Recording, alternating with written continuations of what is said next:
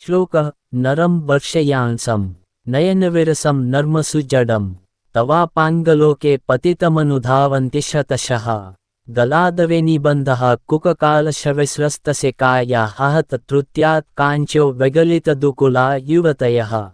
एकम त्रीने।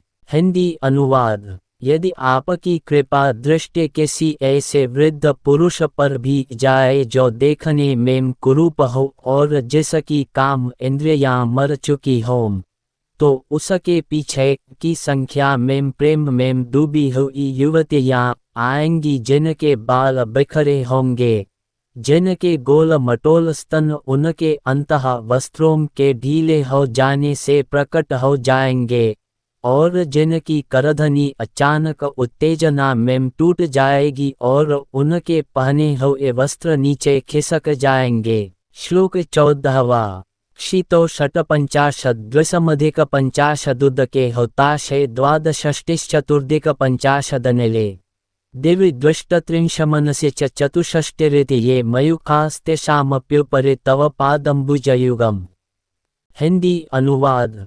सहस्रार के मध्य बिंदु में आपका दिव्य स्थान पादम्बुज युग्म या चरण कमल है, जो चक्रों से बहुत ऊपर है, जहां आपकी किरणें या शक्तियों के रूप में प्रकाशमान अभिव्यक्ति निम्नलिखित संयोजनों में पहुंचती है। मूलाधार में 56 जो भूमि पृथ्वी तत्व के स्वभाव का हिस्सा है, मणिपुर में 52 जो जल तत्व के स्वभाव का हिस्सा है, स्वाधिष्ठान में 62 जो अग्नि तत्व के स्वभाव का हिस्सा है, अनाहत में 54 जो वायु तत्व के स्वभाव का हिस्सा है, विशुद्धि में 72 जो आकाश तत्व के स्वभाव का हिस्सा है और आज्ञा में 64 जो मन के स्वभाव का हिस्सा है। 15वां श्लोक। सज्योत्स्ना शुद्धां शशयुत जटाजुतमकुटां व्रतरास्त्रां स्फटिक घटिका पुस्तककरम् सकृन्त्वा नट्वा कथमिव सत्सन्निदधते मधुक्षीरद्राक्षा मधुरी मधुरिणाः पणितयः एकं पंच। हिंदी अनुवाद। शरद पूर्णिमा की चांदनी के समान शुभ्रवर्णा जटाजूट रूपी मुकुट में अर्धचंद्रमा धारण किए हुए व दोनों हाथों से अपने भक्तों को भय से बचाने के लिए अभय और वर देने की स्थिति किए हुए तथा दो हाथों में स्फटिक मणियों की माला और पुस्तक धारण किए हुए, जो मनुष्य तुझको एक बार भी नमन न करे वह किस प्रकार सत्कवियों की तरह शहद व अंगूर जैसी मधुर कविता कर सकता है, अर्थात नहीं कर सकता। एकम पंच। 16वां श्लोक। कवीन्द्राणां चेतः कमलवन बलात् परुचिं भजन्ते ये सन्तः कटिचिदारुणामेव भवतिम् विरञ्चे प्रयस्यास्त्रुन्तरशङ्गरलः गभीरभिर्वाग्भिर्विदधति शतं रंजनमे। हिंदी अनुवाद।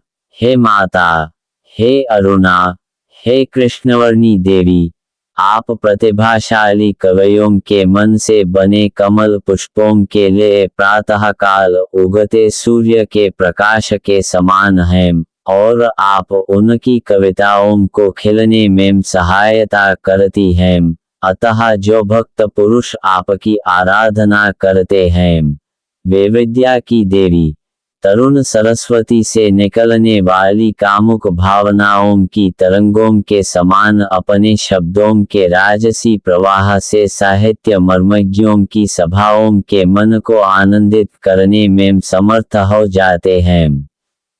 एकम षट। 17वां श्लोक।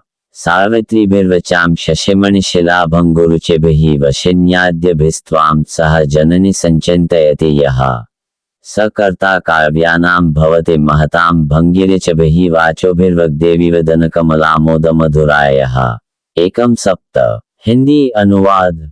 हे माँ, जो लोग चंद्रकांता मणि के समान वशिनी और अन्य देवियों के साथ आपका ध्यान करते हैं, वे वाल्मीकि और कालिदास जैसे महान व्यक्तियों की तरह रमणीय कविताएं रच सकते हैं, जो ज्ञान की देवी सरस्वती के मुख जैसी सुगंधित कोमल वाणी के समान होती है, अर्थात जो मनुष्य आपका ध्यान करता है वह उच्च कोटि की कविताएं रचने लगता है।